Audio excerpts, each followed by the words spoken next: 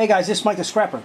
Is a car stereo worth taking apart, or should you just throw it in your steel pile? Well, let's find out.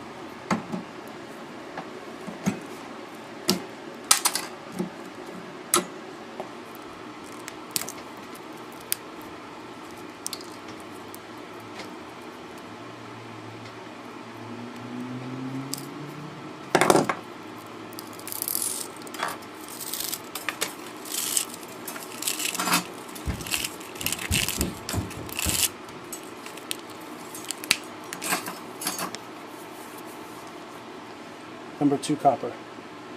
Okay, now let's weigh everything.